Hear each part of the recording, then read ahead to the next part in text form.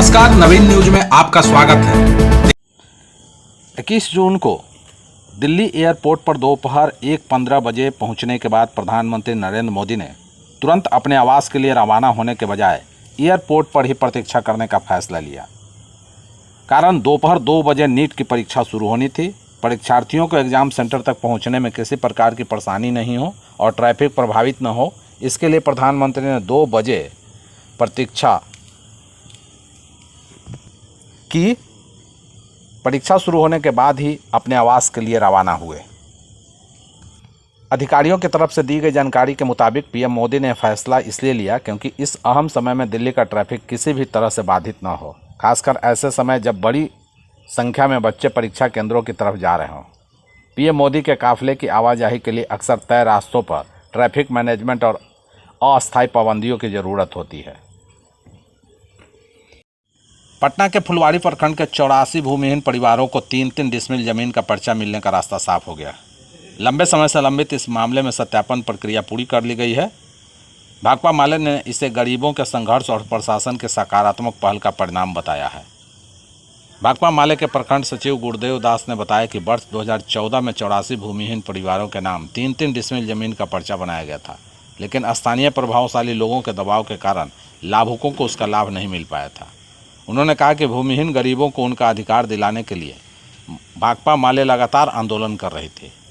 इसी क्रम में नदियामा में मुख्यमंत्री के कार्यक्रम का घेराव करने का निर्णय भी लिया गया था। गुरुदेव दास ने बताया कि पटना के जिलाधिकारी के साथ प्रतिनिधिमंडल की एक बैठक हुई थी। बैठक में जिलाधिकारी ने समस्या के समाधान का आश्वासन दिया था और फुलवाड़ी अंचलाधिकारी को आवश्यक निर्देश भी दिए थे। पर्चाधारियों में खड़िया मुसहरी के 41 परिवार, पलंगा मुसहरी के 22 परिवार, हसनपुरा मुसहरी के 18 परिवार तथा निहुरा मुसहरी के 3 परिवार शामिल हैं। राष्ट्रीय योग दिवस के अवसर पर बिहार के मुख्यमंत्री सम्राट चौधरी ने राज्य के छात्र छात्राओं के स्वास्थ्य और भविष्य को लेकर बड़ा फैसला लिया है। मुख्यमंत्री ने घोषणा की है कि अगले शैक्षणिक सत्र से बिहार के सभी स्कूल और कॉलेजों के पाठ्यक्रम में योग का भी आधिकारिक रूप से जोड़ा जाएगा। मुख्यमंत्री ने कहा कि पीटी और अन्य गतिविधियों की तरह योग को भी शिक्षा व्यवस्था का हिस्सा बनाया जाएगा ताकि छात्र स्वस्थ जीवन शैली अपनाएं। बता दें कि मुख्यमंत्री पटना के कंकड़बाग स्थित पाटलिपुत्रा खेल परिसर में आयोजित मुख्य योग दिवस समारोह में शामिल हुए थे, जहां उन्होंने स्वयं योग किया। इसी मंच से राज्य के स्वास्थ्य मंत्री निशांत कुमार ने छात्रों के मानसिक और शारीरिक विकास के लिए मुख्यमंत्री के समक्ष योग शिक्षा को लेकर एक विशेष प्रस्ताव रखा, जिसे मुख्यमंत्री ने स्वीकार करते हुए तुरंत लागू करने की बड़ी घोषणा कर दी। राष्ट्रीय योग दिवस के मौके पर पटना में आयोजित राज्य स्तरीय कार्यक्रम का वीडियो इंटरनेट की दुनिया में चर्चा का केंद्र बना हुआ है। इस कार्यक्रम में बिहार के मुख्यमंत्री सम्राट चौधरी के ठीक बगल में आसन जमाकर बैठे मौजूदा स्वास्थ्य मंत्री निशांत कुमार अपने योग करने के खास तरीकों को लेकर नेटिजन्स के निशाने पर आ गए हैं। सोशल मीडिया पर उनके योग सेशन का वीडियो तेजी से शेयर किया जा रहा है। वीडियो में उनके अनूठे अंदाज को देखकर लोग डिजिटल प्लेटफॉर्म पर तरह तरह के लुत्फ उठा रहे हैं और उनके इस वीडियो पर मज़ेदार कमेंट्स की बाढ़ आ गई है। बिहार में मौसम का डबल अटैक होने वाला है। मानसून के बीच राज्य के कई हिस्सों में अचानक मौसम ने तल्ख तेवर अख्तियार कर लिया है। मौसम विभाग तो माने तो बिहार के कई जिलों में भीषण लू यानी हीट वेव ने दस्तक दे दी है। सबसे चौंकाने वाली बात यह है कि जून के उत्तरार्ध में भी राज्य के कुछ शहरों में पारा सामान्य से रिकॉर्ड 6 डिग्री सेल्सियस ऊपर तक पहुंच गया है, जिससे लोग उमस और झुलसाने वाले गर्मी से बेहाल हैं। मौसम विभाग द्वारा जारी अलर्ट के अनुसार 22 जून 26 को इन जिलों में भारी बारिश और वज्रपात का अलर्ट जारी हुआ है। 50-60 किलोमीटर प्रति घंटा की रफ्तार से हवा चलेगी।